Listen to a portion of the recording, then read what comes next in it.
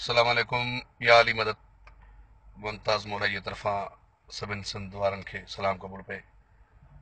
दोस्तो, जीअं त ही राति जेको ॾुखाईंदड़ वाक़ियो असां ॿुधोसीं, असांजी मासूम फ़नकारा खे क़त्ल कयो वियो।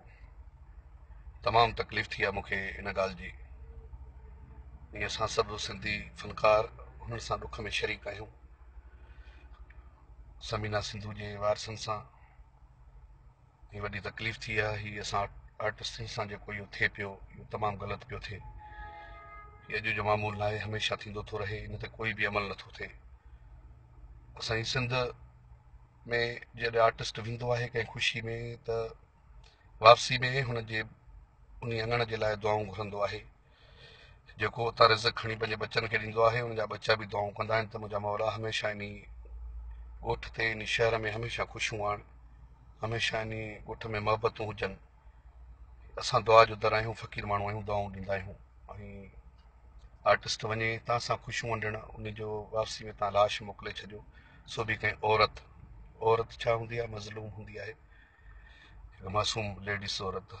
इहो तमामु ग़लति अमल थियो आहे ऐं तमामु ग़लति थियो आहे। मां सख़्तु लफ़्ज़नि में मज़ामत करियां थो पंहिंजे शाइरनि सां गॾु, हाशिम चांडियो, अमजद चांडियो, शाहिद चांडियो, असगर मुगेरी, परेल मुगेरी, मोहम्मद अली चाचड़, अहमद अली चाचड़, बशीर घोटो ऐं मुंहिंजो प्यारो भाउ हाजी उबैद जतोई, शम्स महर ऐं यासीन पामर, आलम ख़ान मलहण, सभु जेके बि मुंहिंजा शाइर आहिनि, मुस्तफ़ा मोलाई, डीसी चाचड़, तौफ़ीक़ महर ऐं असांजो प्यारो दोस्त देशी नज़ीर मज़ारी, मुस्तफ़ा मोलाई, सभु असां गॾु एजाज कयूं था, पंहिंजे सख़्तु लफ़्ज़नि में मज़ामत कयूं था त हीउ तमामु ग़लति थियो आहे, ईअं थियणु न खपे।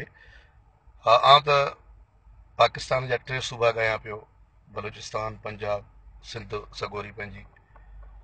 असांजी तक़रीबन जॻहनि ते फ़नकार वञे थो, उनखे इज़त मिले थी, बाइज़त आर्टिस्ट खे इनाम ॾियनि था, ॿुधनि था, बाइज़त उनखे मान ॾियनि था।